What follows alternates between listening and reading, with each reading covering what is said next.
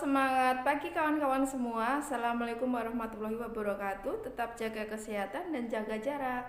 Oke, di pertemuan pagi ini saya akan kembali mengulas materi Kerajaan Hindu-Buddha. Melanjutkan materi yang kemarin. Kalau 2 minggu kemarin kita telah belajar Kerajaan Kuta dan Tarumanegara, maka untuk pertemuan hari ini kita akan membahas tentang Kerajaan Sriwijaya. Oke, kita simak saja.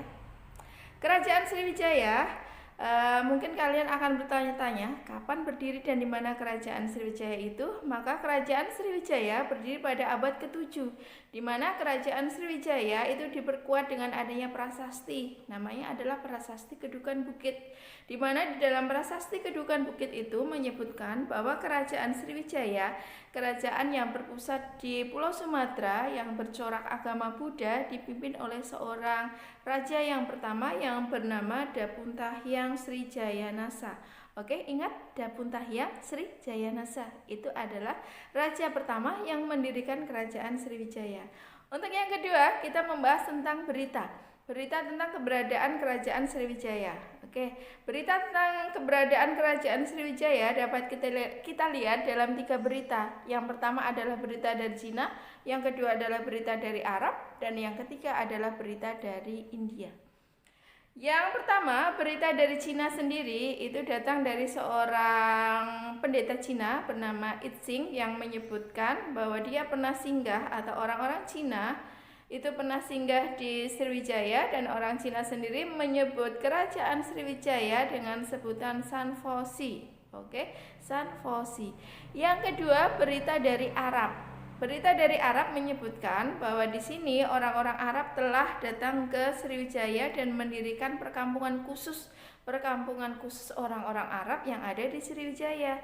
Nah, di sini orang-orang Arab yang telah tinggal di Sriwijaya berada di perkampungan-perkampungan tersebut.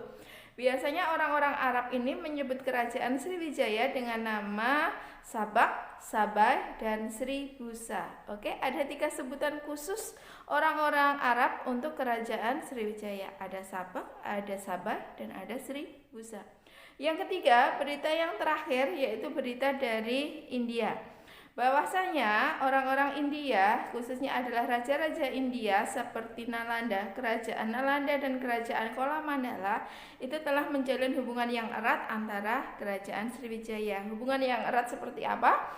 Biasanya hubungan yang erat antara dua kerajaan seperti Kerajaan Sriwijaya dengan Kerajaan India dapat kita lihat dalam hubungan politik, ekonomi, sosial, budaya, dan tentu saja adalah perdagangan. Oke, itu adalah 2 materi yang saya bahas untuk pertemuan kali ini. Untuk selanjutnya, halo kawan, saya melanjutkan video pembelajaran saya. Kali ini saya akan menceritakan tentang prasasti-prasasti apa yang mendukung tentang Kerajaan Sriwijaya. Prasasti yang pertama adalah Prasasti Kedukan Bukit, di mana Prasasti Kedukan Bukit ini menceritakan tentang ekspansi Dapuntahyang selama 8 hari dengan 20.000 orang. Dan selama ekspansi tersebut, Kerajaan Sriwijaya itu berhasil menguasai wilayah-wilayah kecil di Kerajaan Sriwijaya. Seperti salah satunya adalah Tulang Bawang yang ada di Lampung, kemudian ada Jambi, kemudian ada Bangka, kemudian ada Jawa meliputi Keling dan meliputi Mataram kuno, dan satu lagi adalah Tanah Gentingkra. Oke. Karena keberhasilannya menguasai wilayah-wilayah kecil tadi, maka Kerajaan Sriwijaya tidak lagi disebut sebagai negara senusa, tetapi disebut sebagai negara antar nusa. Lah, apa itu negara senusa? Jadi negara senusa di sini adalah negara yang hanya membawai atau menguasai satu pulau saja. Tetapi kalau negara antar nusa, berarti Kerajaan Sriwijaya itu berhasil menguasai atau memerintah beberapa pulau. Oleh karena itu, keberhasilan dari Kerajaan Sriwijaya ini, Kerajaan Sriwijaya dinobatkan atau disebut sebagai negara kesatuan pertama di Indonesia. Oke, cukup jelas? Untuk prasasti yang kedua adalah Prasasti Nalanda, di mana Prasasti Nalanda ini menceritakan tentang silsilah Raja Balaputra Dewa, di mana Raja Balaputra Dewa itu keturunan dari Raja Sailendra, dari dinasti Sailendra, di mana dinasti Sailendra di sini adalah sebuah dinasti yang kerajaannya bercorak agama Buddha. Isi Nalanda yang kedua yaitu isinya adalah pembangunan sebuah wihara, di mana pembangunan wihara ini dibantu oleh seorang raja India, namanya adalah Dewapala, di mana Dewapala ini memberikan hadiah sebidang tanah kepada Sriwijaya untuk dibangun sebuah wihara. Dan fungsi wiharanya yaitu untuk belajar agama Buddha bagi pendeta Buddha di Sriwijaya dan belajarnya di kota India. Jadi yang belajar agama Buddha itu adalah pendeta Sriwijaya dan belajarnya di India. Itu isi dari prasasti Nalanda. Kemudian isi dari prasasti Ligor, isinya yaitu tentang pusat pemerintahan kerajaan Sriwijaya itu ada di Muara Takus dan pindah ke Palembang, di kota Palembang. Jadi nanti kalau ada pertanyaan, di manakah pusat pemerintahan kerajaan Sriwijaya? Jawabnya yaitu di kota Palembang. Kemudian prasasti yang selanjutnya yaitu prasasti Talang Tuwo. Jadi prasasti Talang Tuwo ini berisi tentang pembangunan taman, yaitu Taman Sri Kesetra yang dibangun atas perintah Raja Dapunta Hyang. Oke, sudah ada 4 prasasti yang saya jelaskan, tinggal 3 lagi prasasti. Oke, ketiga prasasti yang akan saya jelaskan ini nanti kesemuanya isinya adalah tentang kutukan-kutukan bagi siapa saja yang melanggar aturan, perintah, ataupun tidak setia terhadap kerajaan Sriwijaya, ataupun tidak setia, tidak patuh, tidak taat kepada raja-raja Sriwijaya.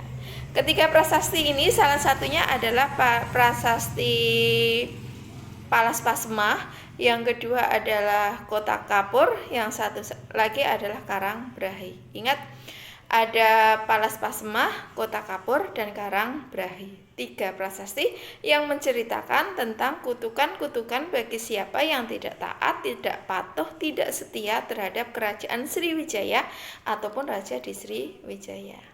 Oke, untuk mempermudah kalian belajar sejarah, apalagi tentang prasasti-prasasti ini, saya akan membuat jembatan keledai hanya khusus yang prasasti yang menceritakan tentang kutukan-kutukan tadi.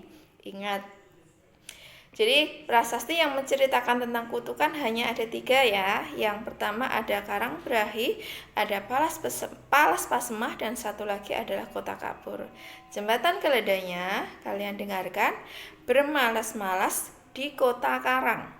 Bermalas-malas di Kota Karang. Bermalas-malas di sini adalah Palaspasmah. Kota di sini artinya Kota Kapur dan Karang artinya Karangbrahi. Cukup jelas kawan?